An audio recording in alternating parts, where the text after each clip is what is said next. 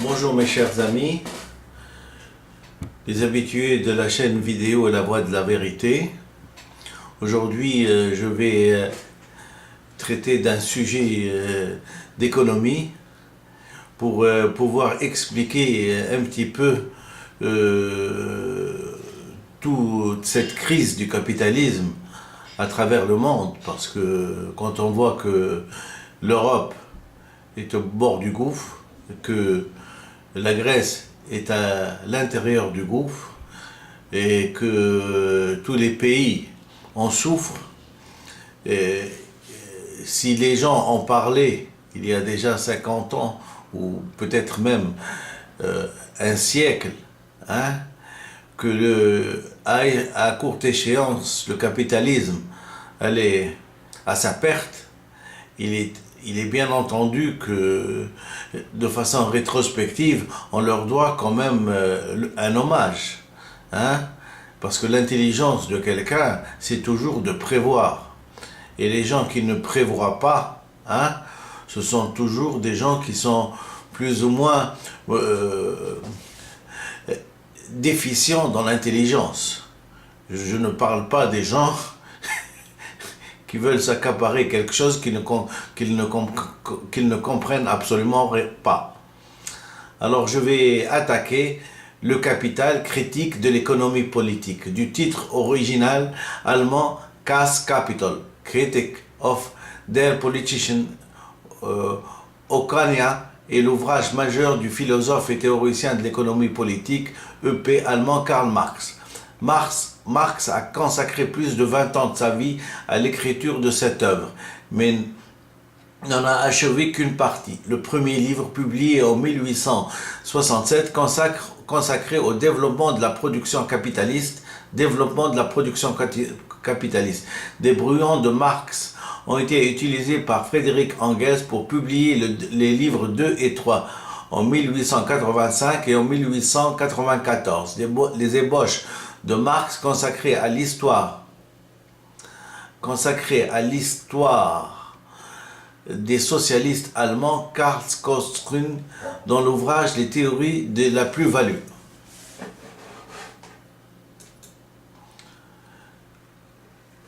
Critique de l'économie politique. C'est en observant l'industrie britannique contemporaine et ses conditions de travail, ainsi qu'en s'appuyant sur les précédents théoriciens de l'économie politique tels que David Ricardo ou Adam Smith, et en les critiquant, que Marx entend démontrer la nature réelle du capitalisme et mettre l'accent sur les contradictions internes de ce système. L'auteur considérait lui-même son ouvrage comme étant certainement la plus redoutable missile qui ait été lancée à la tête de la bourgeoisie. Le premier livre. Première section, la marchandise et la monnaie. Chapitre 1, la marchandise. Valeur d'usage et valeur d'échange. La richesse de la société dans laquelle règne le mode de production capitaliste s'annonce comme une immense accumulation de marchandises. Dès lors, l'analyse de la marchandise est le point de départ de ces recherches. L'utilité d'une chose confère à cette chose une valeur d'usage. La valeur d'échange est la proportion entre laquelle ces valeurs d'usage différentes s'échangent l'une contre l'autre. Ce rapport change constamment avec le temps et le lieu. Il parle aussi de valeur d'usage social. C'est ainsi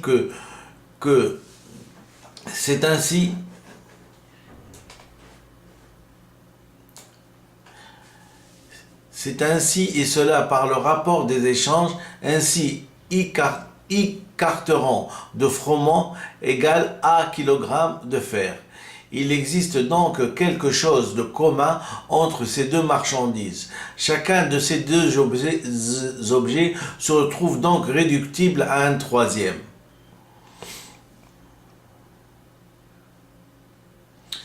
Ce qu'il y a de commun entre ces objets, c'est une valeur qui a valeur dans la mesure où le temps de travail humain est matérialisé en lui.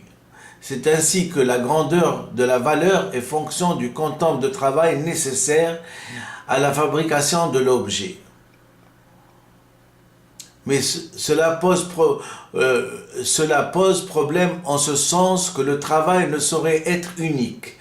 La marchandise d'un paresseux ne vaut pas plus au motif qu'elle a mis plus de temps à la réaliser. C'est pourquoi il convient de considérer une force unique, c'est-à-dire une force moyenne correspondant au temps de travail nécessaire socialement. Puisque le travail évolue, la valeur d'une marchandise diffère, elle aussi avec le temps.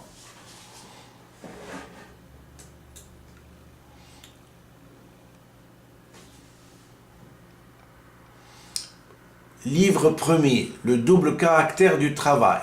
Marx se penche alors sur la nature du travail. Pour lui, elle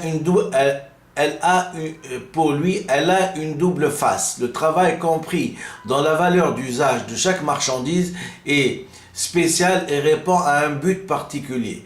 Dès lors, des valeurs d'usage ne peuvent se faire face comme marchandises que si elles contiennent des travaux utiles de qualité différente. Si le travail est de qualité différente, il n'en demeure pas moins qu'il y a unicité de travail, en ce sens que la différence est de degré et non de nature. Mais on peut néanmoins diviser le travail en deux, entre travail simple et travail complexe. Du travail simple multiplié de sorte qu'une quantité donnée de travail complexe correspond à une quantité une quantité plus grande de travail simple. Dès lors, on doit traiter chaque travail comme du travail simple. Forme de valeur, un objet devient une marchandise dans la mesure où il devient objet d'utilité et porte valeur. La valeur s'exprime à travers d'autres marchandises, valeur relative. Et par équivalence, la valeur relative de la valeur revient à comparer quantitativement des marchandises après avoir été ramenées à la même unité. Dès lors qu'elles ont le même dénominateur, elles deviennent commensurables, reprises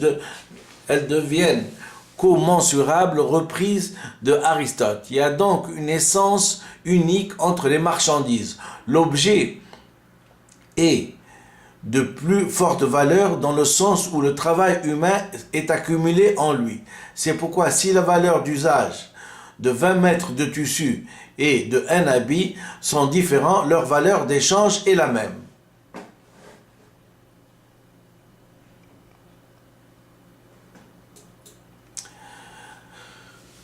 Mais la valeur relative d'un objet peut changer. Si 20 mètres de toile valent un habit, alors si la valeur de la toile change, on peut se trouver avec 20 mètres de toile valant 2 habits. La valeur relative de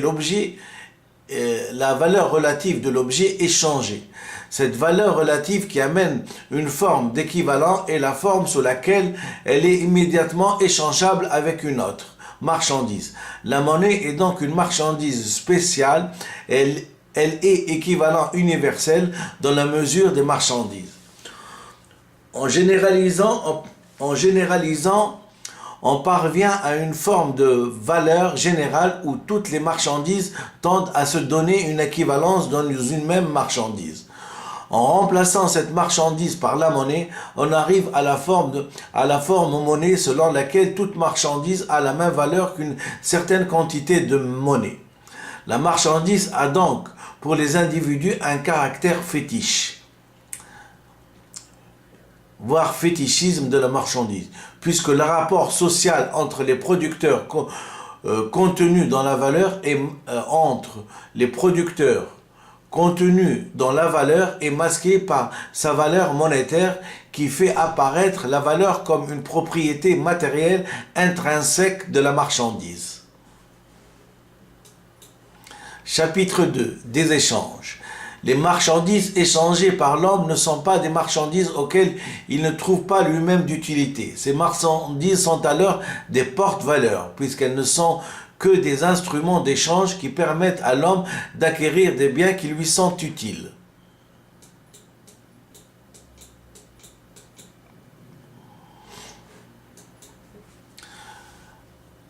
Chapitre 3, la monnaie ou la circulation des marchandises. Fonction de monnaie. Il est à la fois la mesure des valeurs en tant que monnaie idéale et l'étalon des prix, l'instrument de la circulation des marchandises. Le prix traduisant lui-même la quantité idéale d'or que renferme une marchandise. En fonction du travail contenu, si l'on considère que l'or est la marchandise qui est remplie dans cette marchandise, la monnaie permet donc la métamorphose de la marchandise, c'est-à-dire l'échange de la marchandise en argent, où l'argent remplace la marchandise pendant un temps donné et supprime ainsi les problèmes de temps et d'espace inhérents au troc immédiat. L'argent est sans limite parce qu'il est immédiatement transférable en toutes sortes de marchandises. L'argent est donc à la fois un moyen de paiement lorsqu'il est reçu contre de la marchandise et de circulation de la marchandise lorsqu'il sert à acheter d'autres marchandises.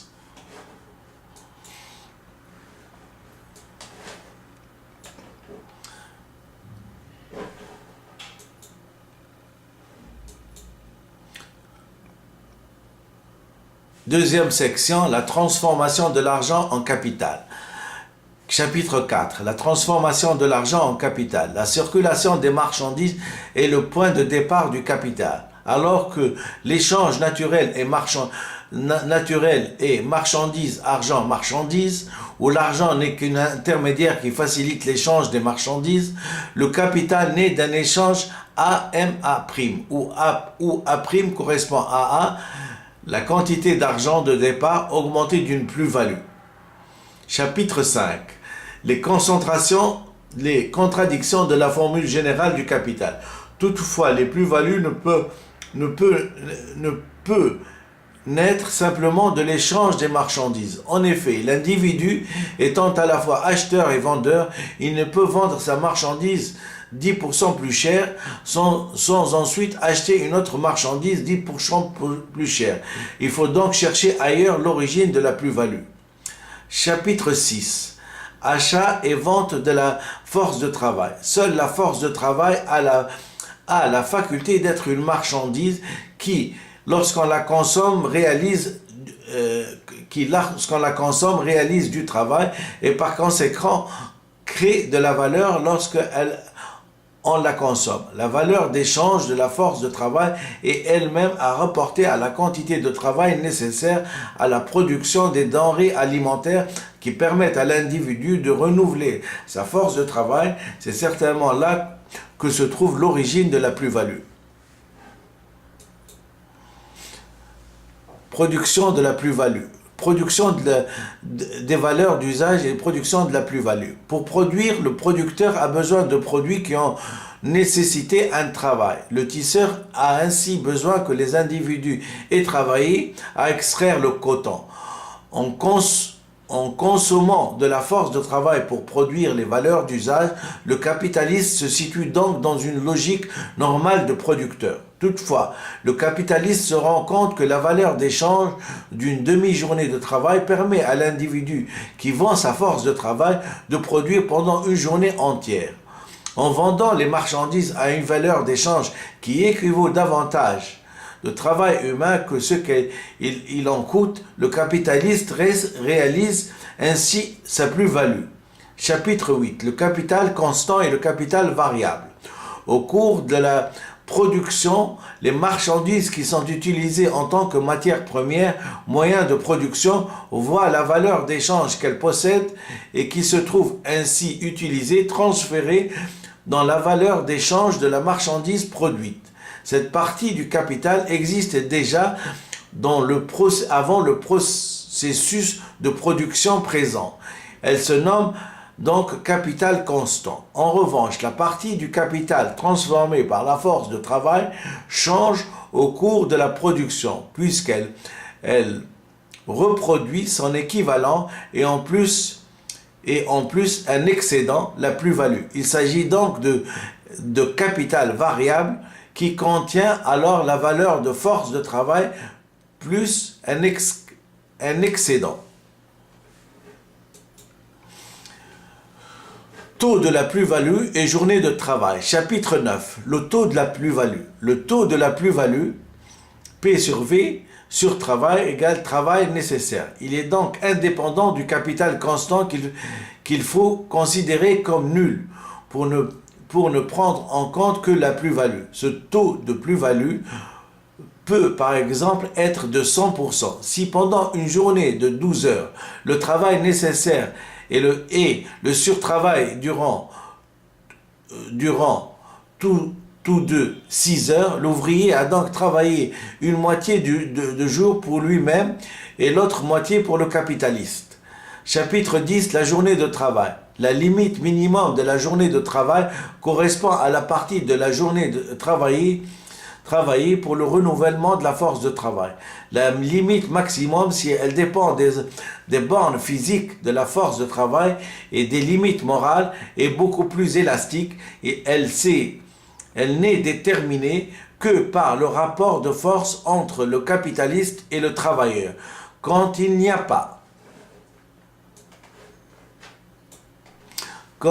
pas de loi pour les restreindre, les capitalistes n'hésitent pas à faire travailler les ouvriers, qu'ils soient hommes, femmes ou enfants, de 6 ans pendant le jour et la nuit, puisque jusqu'à l'épuisement, la maladie ou la mort. La prolongation de la journée de travail au-delà des bornes du travail naturel, c'est-à-dire jusqu'à dans la nuit, il s'agit que comme palliatif n'apaise qu'approximativement la soif de vampire du capitaliste pour le sang vivant du travail. Le capitaliste instaure donc le travail jour comme de nuit pendant des horaires interminables et par roulement de la force de travail. Jusqu'à la fin du XVIIe siècle, les entrepreneurs parviennent même à prolonger la journée de travail par le biais de la loi, tant que c'est le cas lors de la création des workhouses. La lutte pour une journée de travail normale n'intervient donc réellement qu'en Angleterre à partir de 1833 avec Factory Act, qui régule notamment le travail des enfants. Mais celui-ci est encore trop souvent contourné par les capitalistes et ne permet donc que de timides améliorations qu'après plusieurs révisions dans les années 1850. La législation anglaise s'inspire ensuite des réglementations dans les autres pays, telles que la loi des 12 heures française lors de la Révolution de février 1848. Pour obtenir une même plus-value, le capitaliste doit pratiquer un taux fort de plus-value sur les ouvriers, soit un taux moindre et avoir alors plus d'ouvriers. En tout cas, le capitaliste doit employer un nombre minimum d'ouvriers pour obtenir sa plus-value.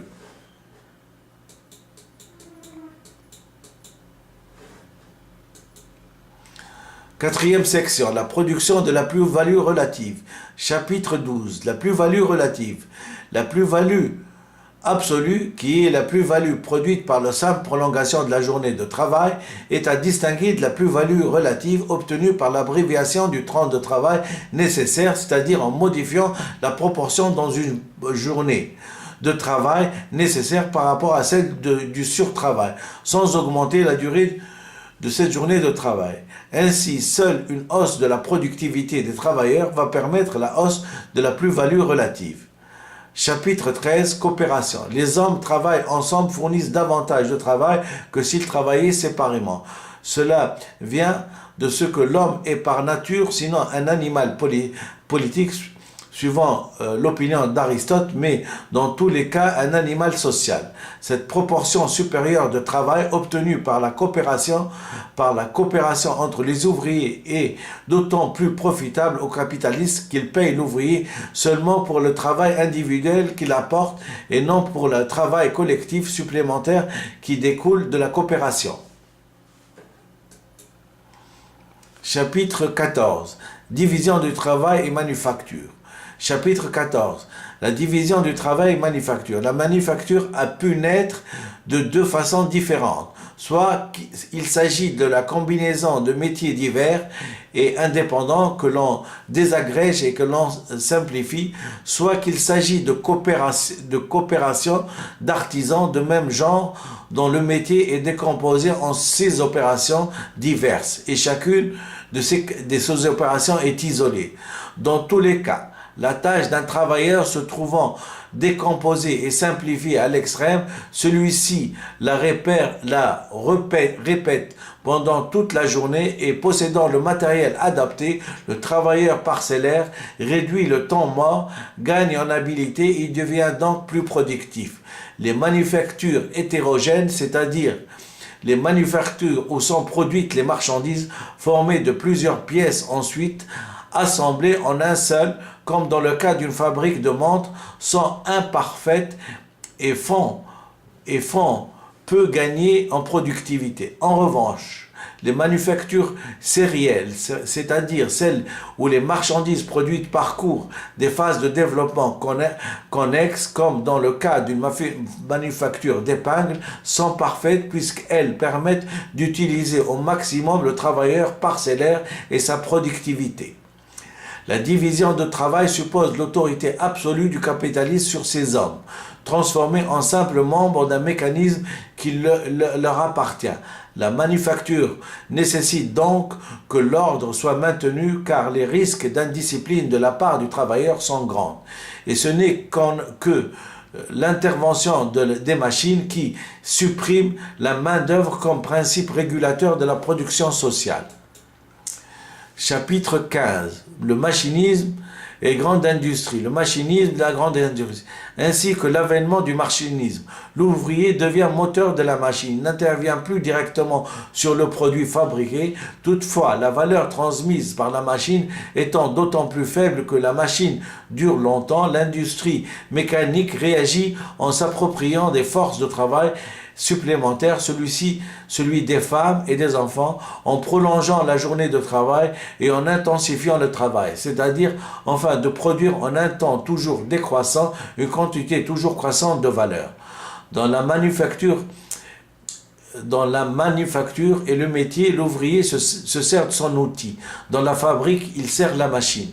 La machine fixe donc le rythme du travail de l'ouvrier, qui est donc contraint de la suivre sous peine de punition prenant la forme de retenue de salaire.